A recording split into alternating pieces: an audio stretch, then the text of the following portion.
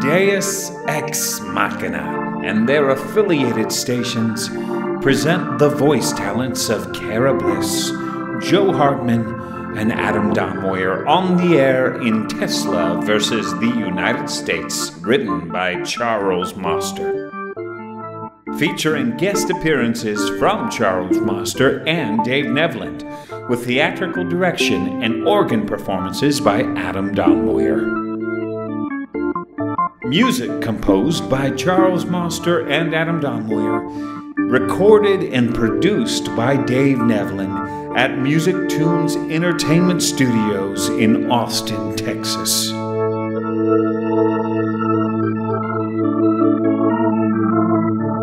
First broadcast on NoirDame.com in early 2010. Here is Tesla versus the United States.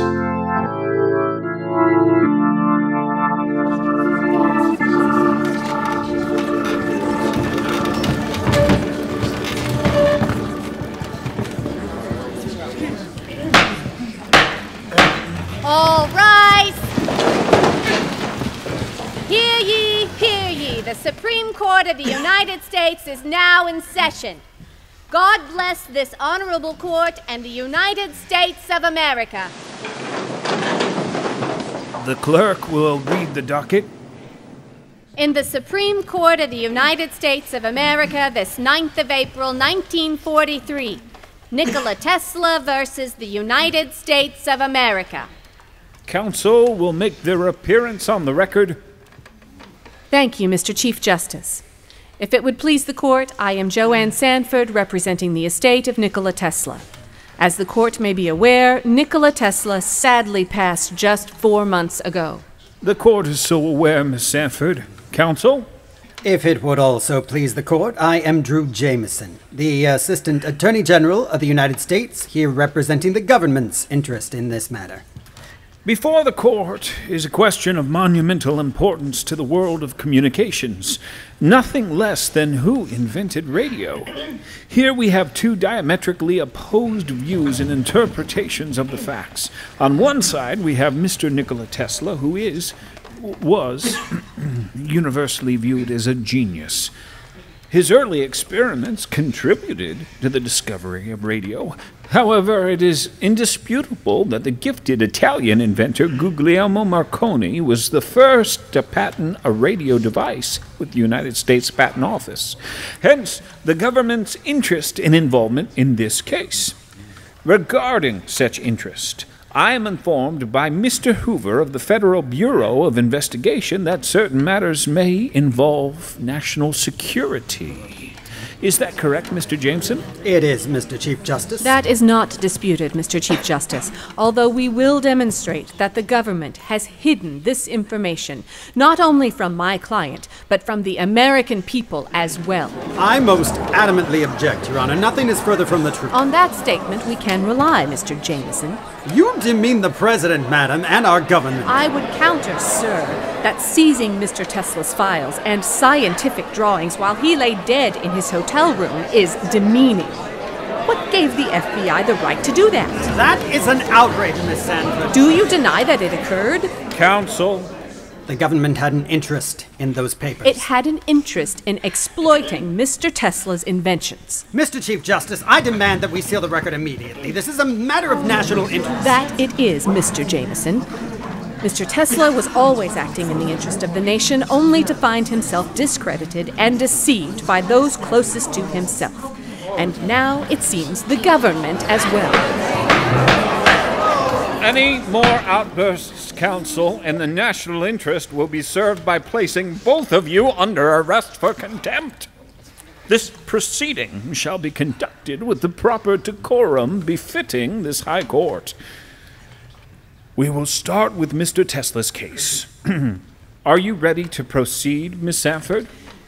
I am, Your Honor. I thank Your Honor for his gracious observation that my client was viewed as a genius.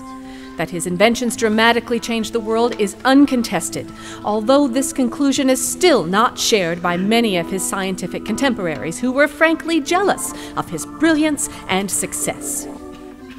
They say that opposites attract, and that defined Tesla's relationship with Thomas Edison his entire life, with a more than occasional reversal of polarity and great repulsion, much like the alternating current device Tesla would later invent. In 1883, a young Tesla bid farewell to his family and set sail to America.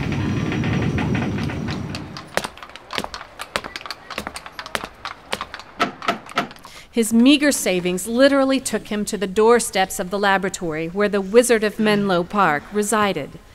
Arriving at Mr. Edison's office, Tesla presented the great inventor with the letter of introduction written by a European associate of Mr. Edison.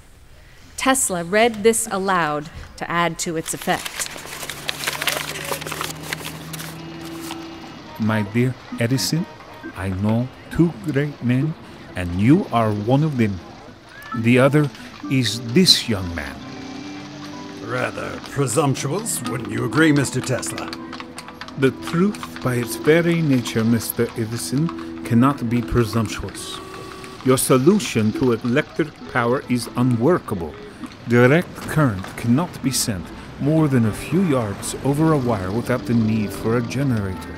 That is why my alternating current is superior. The power surges back and forth, gathering force like a great wave and needing no augmentation at all. The future has rendered your invention irrelevant. Needless to say, Your Honor, Mr. Edison was taken aback. Moreover, given his substantial investment in direct current, he was not about to change horses. Besides, Tesla was no different than any other upstart who paid a call on the great Wizard of Menlo Park. He had a standard way of exposing such charlatans.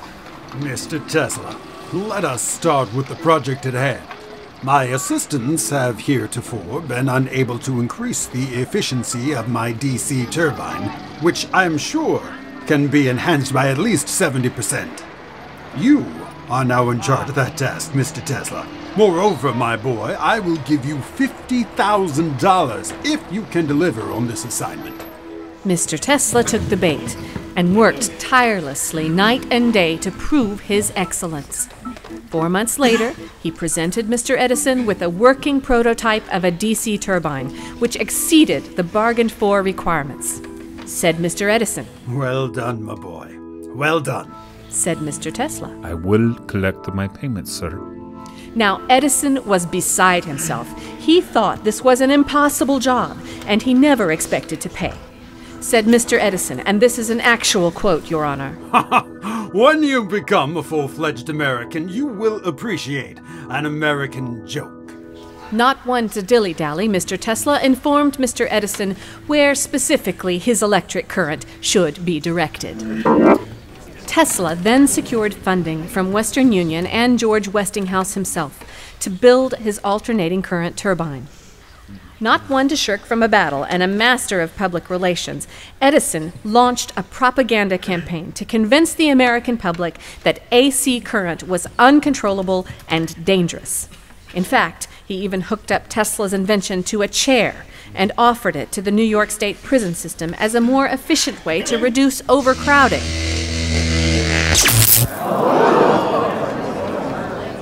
Miss Sanford, this is all well and good, but not relevant to the issue before the court. Who was the true inventor of radio, Mr. Tesla or Mr. Marconi?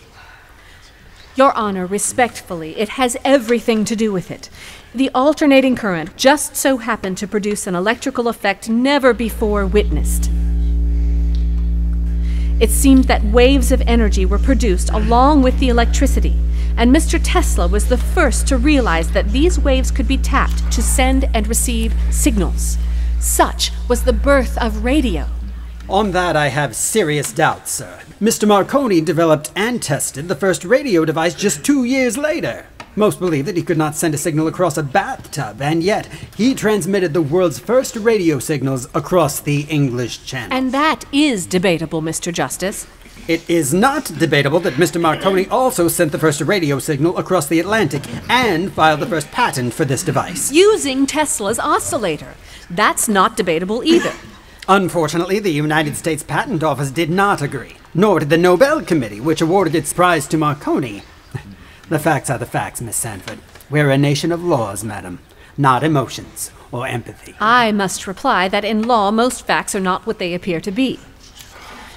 There is nothing certain about these facts other than their contestability. Nikola Tesla won on the facts back in 1903. It is undisputed that the Patent Office refused to grant Marconi a patent for his radio invention.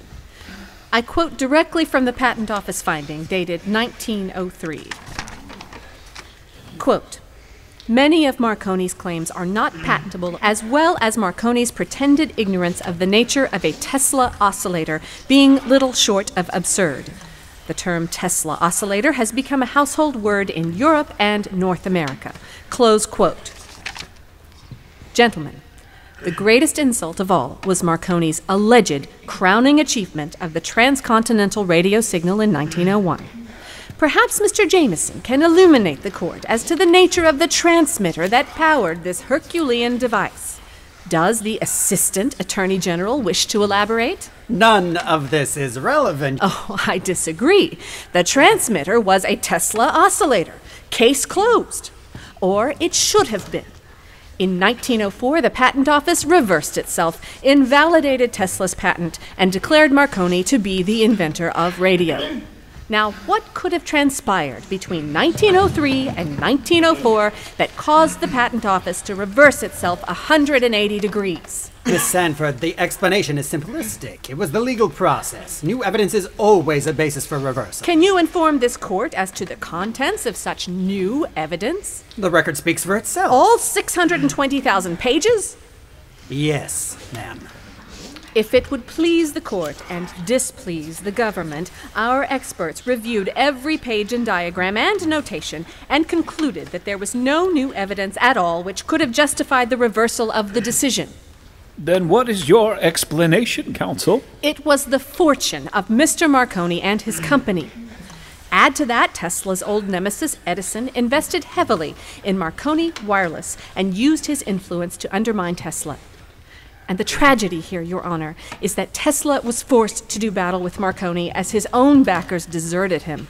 This was a loss, not just for Tesla, but the world, for Tesla was now pioneering a scientific effort which dwarfed the discovery of radio. His experiments, had they proceeded, would have made our proud technological innovations of the 1940s seem like the 1440s. Not so, Your Honor. Sadly, Mr. Tesla's psychological state deteriorated rapidly after Mr. Marconi's victory. The evidence before the court establishes that Mr. Tesla suffered from debilitating neuroses, which worsened. It seemed like his major preoccupation was spending the day and night in Central Park, taking copious notes of the behavior of pigeons, or calculating the volume of the liquid precisely in a cup of tea before he could bring it to his lips. The facts are that Mr. Tesla did not have the mental acumen to create any of these devices, let alone take care of himself or those filthy birds. The facts, Mr. Jameson, are that the government made him that way. They had a vendetta against my client. There are no such facts. The facts, madam, demonstrate that your client was more enamored of pigeons and cats than human beings. He never married or formed any lasting personal relationships. It seems his singular affection over the many years was his remembrance of the magnificent macaque, his childhood feline. Mr. Tesla was strikingly handsome and impeccably dressed. He could have dined with any of the socialites of Park Avenue, let alone Broadway starlets. Instead, he literally brought pigeons home as dinner guests and no doubt reminisced about his adoring childhood friend, macaque. Your Honor, Mr. Jameson distorts a memory which is virtually legend. Tesla claimed his fascination in electricity began one cold winter's day when he was 3 years old and experienced the thrill of drawing static electric sparks from the fur of Macaque, his pet cat.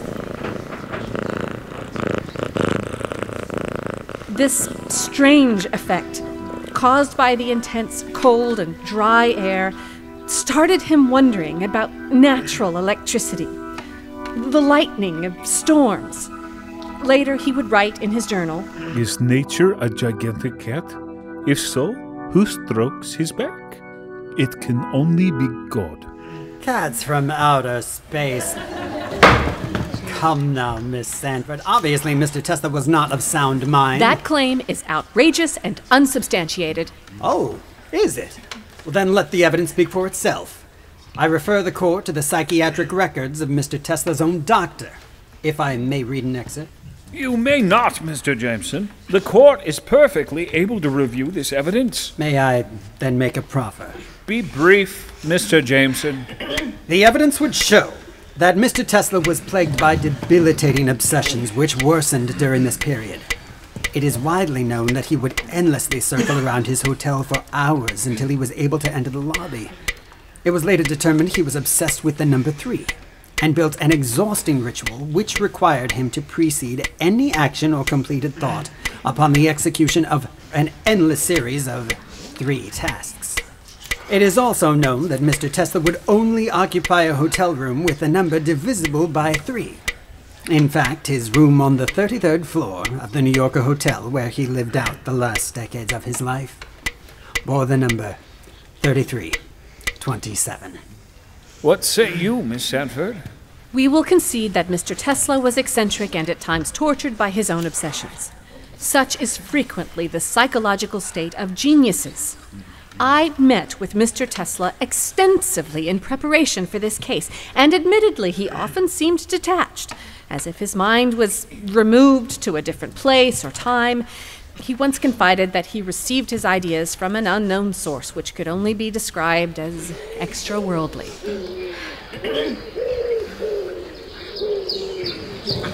I have been feeding pigeons, thousands of them for years.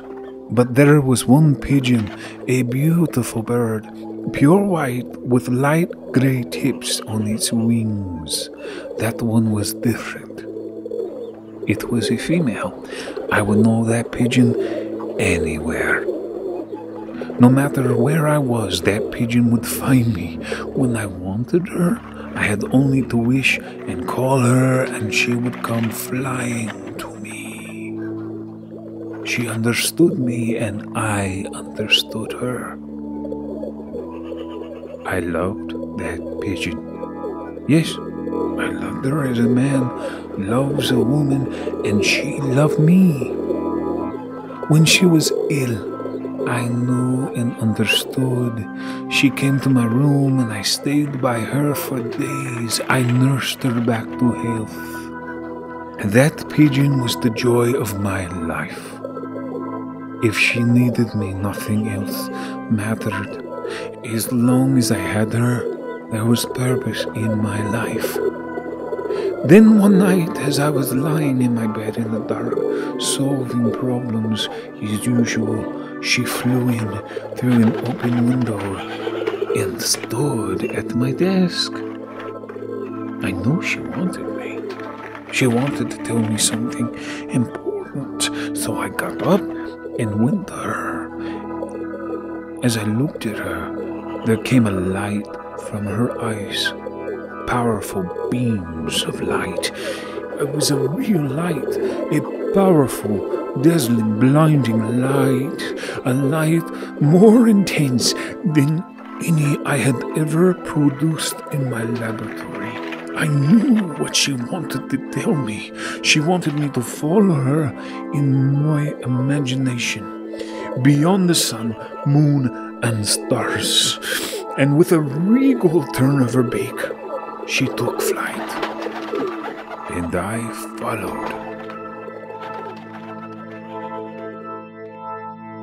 Proceed with your evidence, Miss Sanford. Thank you, Your Honor. Tesla was certain that his invention of radio and legacy were secure. That being the case, he turned his attention exclusively to a radically new idea: whether it might be possible to transmit electrical power not over the wires which were sprouting across America and Europe, but through the air. Tesla acquired property in Colorado Springs and set out to work. To illustrate, I call the court's attention to the deposition of Nikola Tesla, taken by none other than the Assistant Attorney General himself. I start now with the most important excerpts and let Mr. Jameson's words speak for themselves. If the clerk would kindly play the recording for the court, marked as Respondent's Exhibit A. Any objection, Mr. Jameson? None, Your Honor.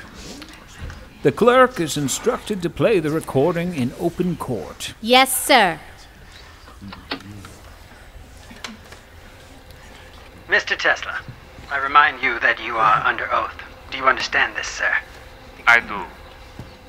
And you have consented to the government's request that your testimony be tape recorded. Indeed. I must also emphasize, Mr. Tesla, that being under oath means your statements are made under penalty of perjury and must be true without equivocation. Is that clear? I have nothing to hide, Mr. Jameson. The truth has always been my ally, and your nemesis. Objection? Non-responsive. The court reporter will strike that statement from the transcript. Tesla, what year did you move your experiments to Colorado Springs? 1899. Isn't it true that you announced to reporters shortly after your arrival in Colorado Springs that your stated intention was to transmit a wireless telegraphy signal from Pikes Peak to Paris? Correct. Isn't it also correct that you obtained a substantial investment in the experiment from Mr. John Jacob Astor for the stated purpose of transmitting a wireless signal from Colorado to Paris? I cannot disagree with that. But that's not what you did, is it, Mr. Tesla? Instead, you built a large tower at your facility to generate and transmit electrical power. Now, isn't that correct? That is true. And the record should reflect that I was successful.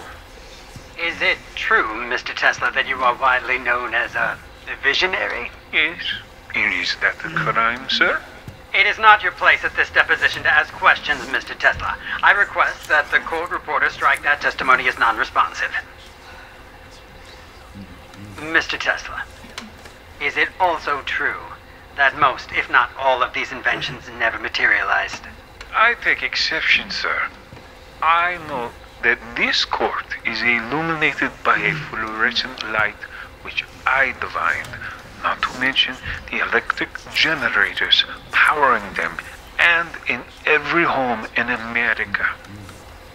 Mr. Tesla, I quote from your article in Century Magazine for its January 1st, 1900 edition.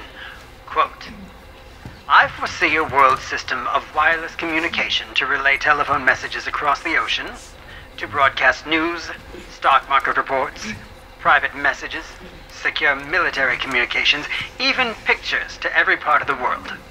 Close quote. You even predicted that the Earth itself is a gigantic conductor like a battery which could be tapped to supply all of the world's electricity. Indeed, I did, sir.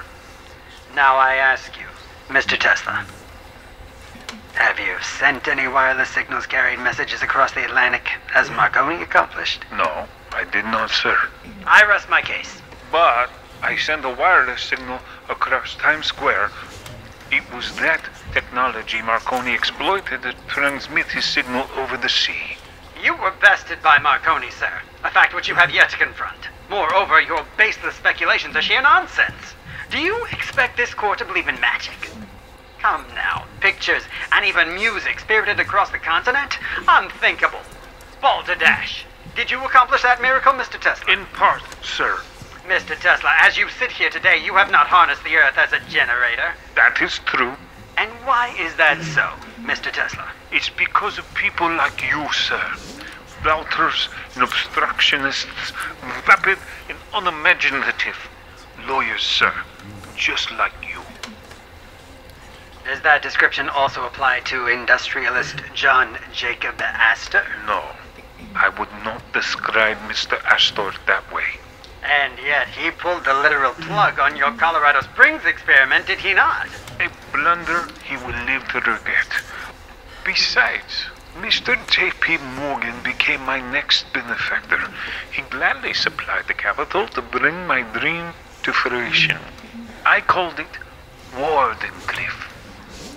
It rose 187 feet from an empty field in Long Island and was capped by a 68-foot copper dome, which held the magnifying transmitter. At Colorado Springs, I created lightning bolts 200 feet long, a mere firecracker of what Wardenclyffe would produce. And what would that be, Mr. Tesla? Nothing less than wireless transmission of electricity to light our homes, power our machines, even propel our automobiles. Imagine sending enormous amounts of energy to any part of the world to power airplanes and ocean liners, even destroy warships thousands of miles away. But that was not what you promised, Mr. Morgan. That was not the deal you negotiated for the money supplied. You deceived him, sir. You had no interest whatsoever in perfecting the transmission of a radio signal in 1901. I had already accomplished that. You promised Mr. Morgan that you would transmit a radio signal across the globe. Isn't that what you promised Mr. Morgan and the sole basis of his investment? It was. Ah.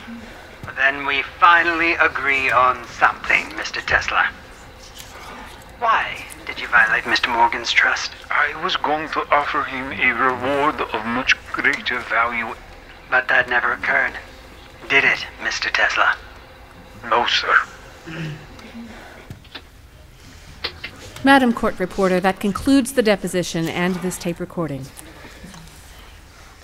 Your Honor, the estate of Nikola Tesla respectfully moves for the admission of this recording as Respondent's Exhibit A. Any objections, Mr. Jameson? None, Your Honor. I'm confident that the recorded testimony speaks for itself. And that it does, Mr. Jameson. We concede that Mr. Tesla's intent was not to transmit radio signals. That had already been demonstrated and will be documented. That was why my client was not disturbed when Marconi sent the radio signal in 1901. He was using Mr. Tesla's technology. This alleged accomplishment by Marconi caused Mr. Morgan to discontinue further investment in Wardenclyffe. My client did confront Mr. Morgan and explained that the true purpose of the tower was to make electricity available to anyone in the world and without wires. At that, Mr. Morgan withdrew all of his funds, exclaiming, "If any person could draw on the power, where do we put the meter?" It was then Mr. Tesla had no choice. His tower would be taken offline. That last night at Wardenclyffe, Tesla and his lead engineer made the incredible decision to activate the tower prematurely, to demonstrate to the world that a thunderous power could be generated, magnified 10,000-fold, and then transmitted to a specific location. Mr. Tesla selected the target with enormous care and precision so as to avoid loss of life.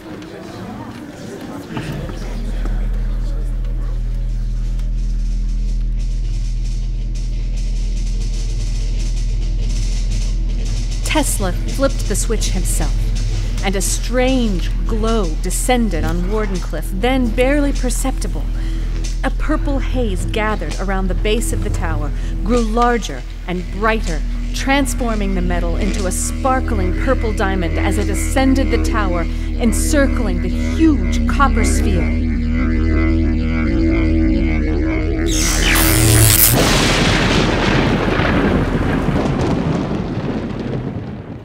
Unfortunately, targeting in 1908 was most imprecise.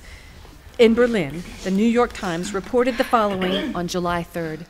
Remarkable lights were observed in the northern heavens. Bright, diffused white and yellow illumination continued through the night until it disappeared at dawn. There was a complete absence of scintillation or flickering, and no formation of streamers or luminous arch characteristic of auroral phenomena. Twilight on this night was prolonged until daybreak, and there was no real darkness. There was later speculation that a massive meteorite struck Siberia, which caused the explosion and devastation of the landscape. However, no evidence was ever uncovered. It was later determined that the explosion was the equivalent of 15,000 tons of dynamite. Your Honor, this all makes for great entertainment, and it seems the subject of Orson Welles' infamous radio broadcast, The War of the Worlds. With all due respect, the government knows this is not a fantasy. Why else would my client's papers be seized by the Federal Bureau of Investigation? In fact, they were never recovered. That is preposterous. And that is a shameful rejoinder, Your Honor. That is the truth, madam. A fact that your feminine mind refuses to grasp. If it would please the court, and displease the Assistant Attorney General, the estate of Nikola Tesla has obtained a confidential memorandum prepared for FBI Director Hoover's attention following my client's death. Objection, Your Honor. New evidence and inadmissible. Miss Sanford, are you able to authenticate this evidence as being an official record of the Federal Bureau of Investigation? I am, Your Honor. The government demands the right to examine this alleged evidence. So granted. However, I will let Miss Sanford proceed with this evidence subject to the government's subsequent review and objection, which I will rule on at that time. Then I shall proceed, Your Honor.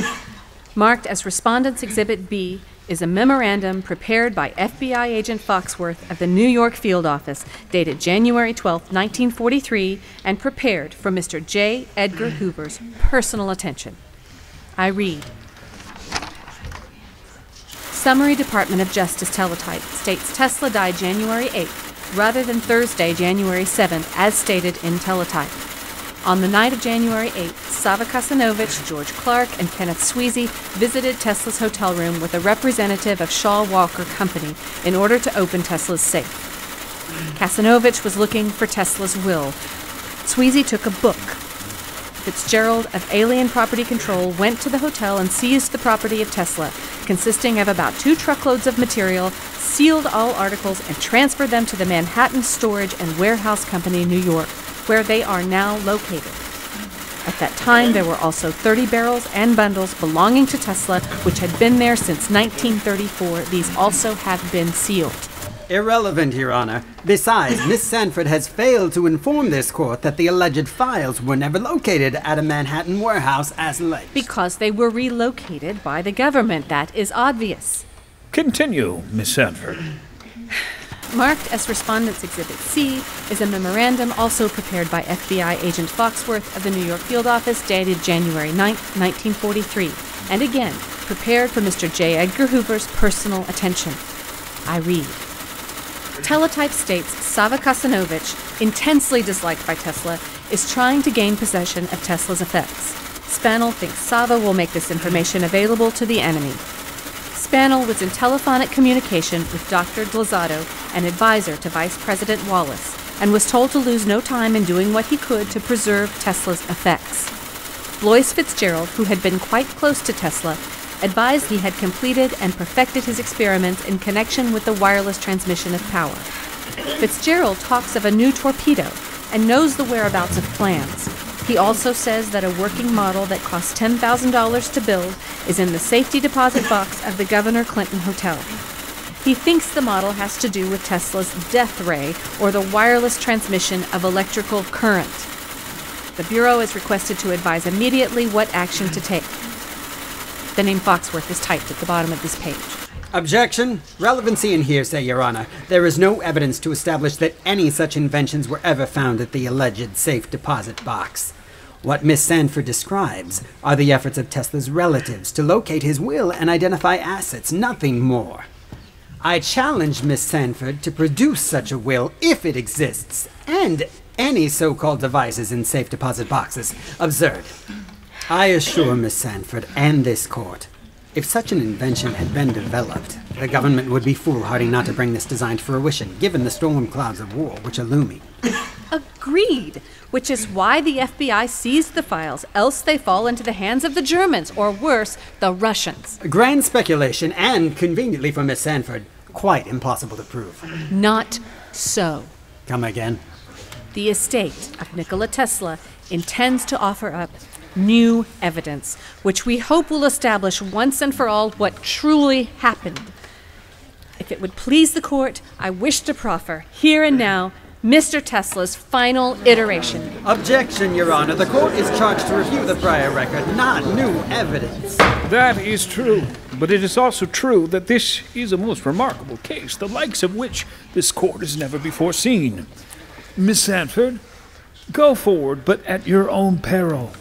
Most likely, all of this evidence will be stricken. Understood. Mr. Chief Justice, I now present to you a new device invented by Mr. Tesla, which will hopefully shed light on the important matters before this court and the world. Balderdash again, I say. Mr. Tesla has passed away. What relevance could this alleged invention possibly have? It is undisputed that Nikola Tesla incarnate has passed, but not so his imagination, which lives on in this device. Object, Your Honor.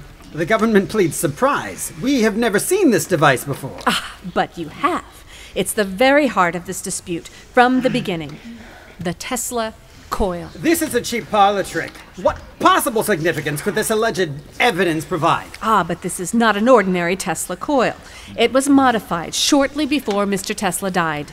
This smacks of a Houdini spectacle. Counselor, you are advised to proceed with great caution.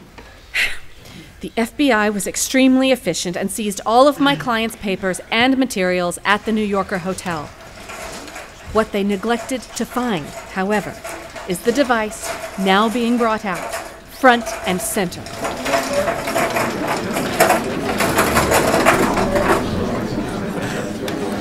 No one knew this machine existed. Tesla referenced it in his last will and testament. The reason this will was not found by Tesla's heir and the FBI was that it was held in the safe at my law firm and with accompanying instructions to be followed precisely. We were led to a safe deposit box and then a key to a storage facility in Colorado Springs where the device was situated. Our electrical experts examined the equipment but can only speculate as to its function. Although it resembled a Tesla coil, the twisted wires were more elongated and resembled a staircase of sorts. Unlike Tesla's prior devices, which were encased in copper, the surface of the coils was forged in solid gold. We can only assume that whatever meager resources Tesla had at this time were dedicated to this machine. Sadly, as he wasted away, he saved what scraps remained to nourish his beloved Central Park pigeons. Along with the device was a worn envelope with a notation not to open until my client was deceased. I personally opened the envelope 3 months ago on January 9th, 1943, and found a letter in Tesla's hand dated December 25th, 1901. I was instructed to read the following statement in its entirety, and shall do so now.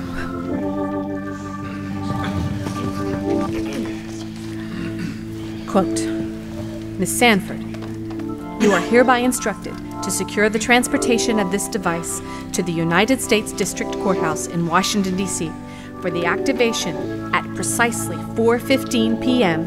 on April 9th, 1943. I am confident that technicians present will be able to connect the device to the power source. Nikola Tesla. Close quote. I move to strike this trickery. Dear Lord, the letter was allegedly written in 1901, which is an impossibility. Then answer me this, Mr. Jameson. The letter is addressed to me directly, signed and sealed 11 years before I was even born. Sherlock Holmes would say it is elementary. There is nothing mysterious about fraud and forgery. Obviously, the writing was generated or altered after Mr. Tesla passed away. And does that also include Mr. Tesla's specific reference to the date and time of this proceeding? It does, madam. Then I would reconfirm your facts, Mr. Jameson. The clerk will inform you that this letter has been in the custody of this esteemed court for the past 8 months. The court will also inform you that the date for this hearing was not set until 2 weeks ago.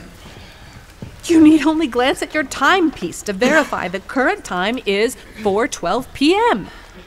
This is all true, Miss Sanford. I have no explanation for this anathema, but neither can I or this court explain the appearance of a white rabbit. Are you suggesting to this court that Mr. Tesla is engaged in time travel?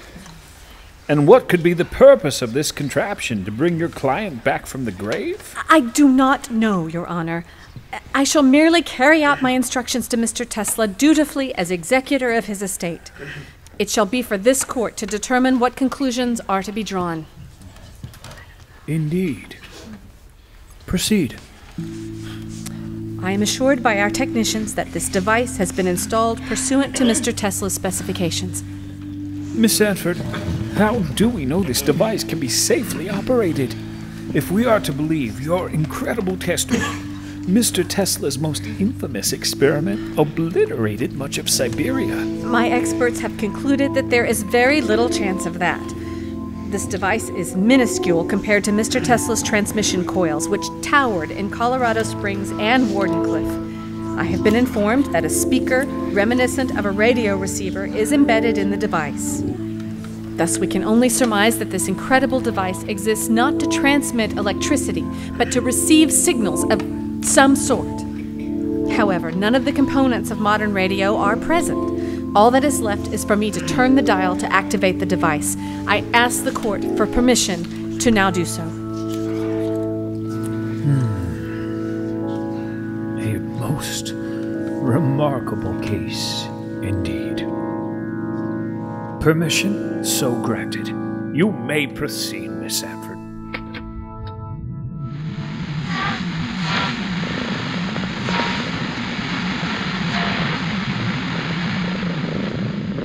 Many of you will doubt that they should use my voice.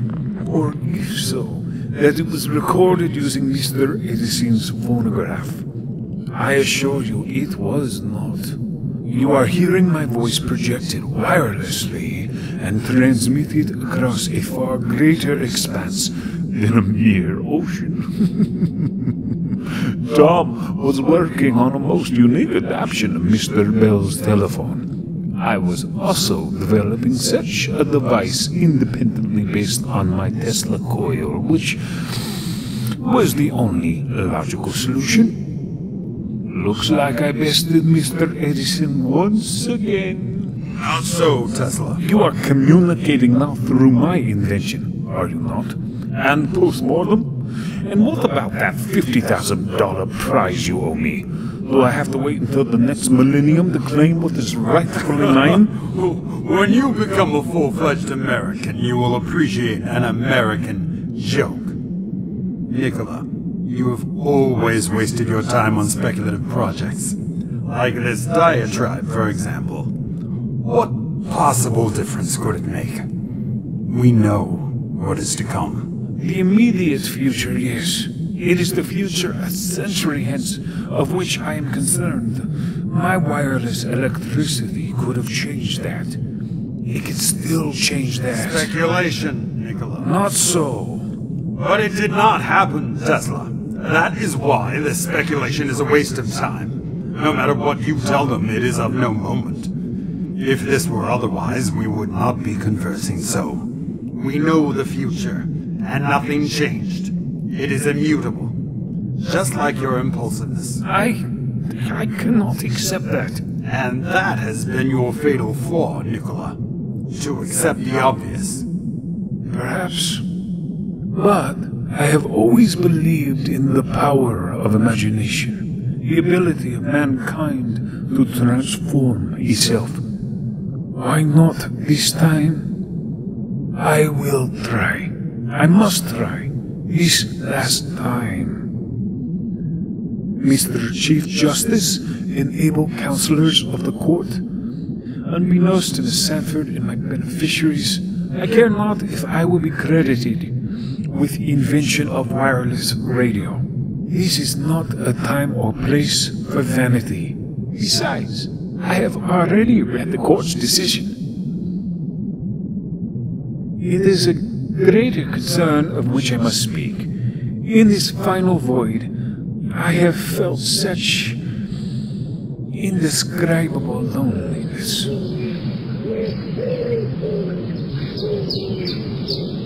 And that's when she came to me. I wanted her again, and I only had to wish and call her, and she came flying to me. She stood before me, this angel of flight. As I looked at her, I knew she wanted to tell me she was dying. And then I received her message. She wanted me to follow her again, but not in space, in time. Beyond this moment, this year, this decade, 100 years hence. And so I followed her as she beat her wings and winced in pain and exhaustion until she stopped. And with all of the final energy she could muster, she turned her regal beak below to a world I knew. It was a dark and desolate place, sheathed only in blacks and grey. Try as I may, I would not discern its features. And when I listened closely, I could hear her weep. I am now left to wonder what could have been. Miss Sanford is aware that I perfected an electric car before events overtook me. This technology, like my other ideas, was obliterated by partisan interests or greed. Such was my common theme in my life. I tell you all that the plans for my device, and others more miraculous, exist today and are in the hands of the American government, which they will deny. Find these devices, and you can change the world. Oh, my sweet macaque. You understand, don't you? We've lost the signal, Your Honor. The government moves, once again, to strike all of this alleged evidence and seal it from public disclosure. Its truth cannot be verified, and there is no witness to be cross-examined unless this honorable court intends to convene a seance. The United States moves to strike and seal, Your Honor. Your Honor, if this evidence is as speculative as the government asserts, then why seal its disclosure from the American people? That will be enough, Miss Sanford. This court is now prepared to deliver its decision in the case of Tesla versus the United States of America. All rise.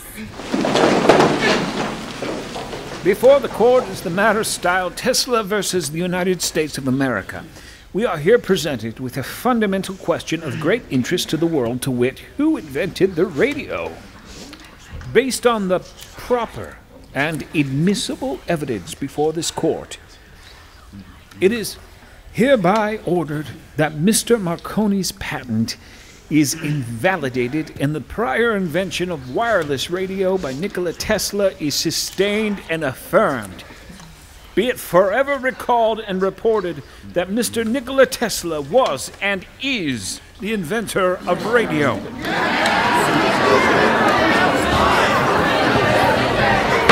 All other evidence is stricken from the record as inadmissible hearsay.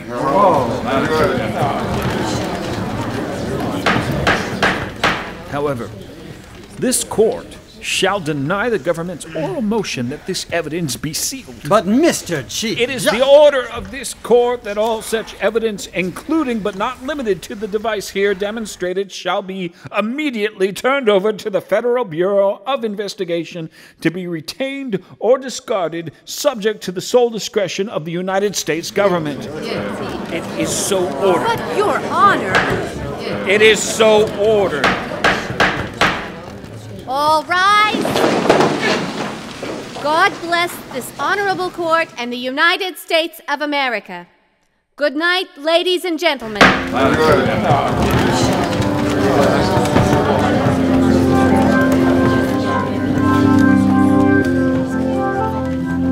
Tonight, Deus Ex Machina and its affiliated stations from all over the world brought to you Tesla versus the United States by Charles Master. The first production in a series of dramatic broadcasts. It featured the voice talents of Cara Bliss, Joe Hardman, Adam Dalmoyer, Dave Nevlin, and Charles Master. Theatrical direction and organ performances by Adam Dalmoyer, with music composed by Charles Master and Adam Dalmoyer. Dave Nevlin recorded and produced it at Music Tunes Entertainment Studios in Austin, Texas. Next time, we'll present A Year to Remember, the original story of one man's journey through time and mind. For more info, visit us at FromDeus.com. That's from DEUS.com.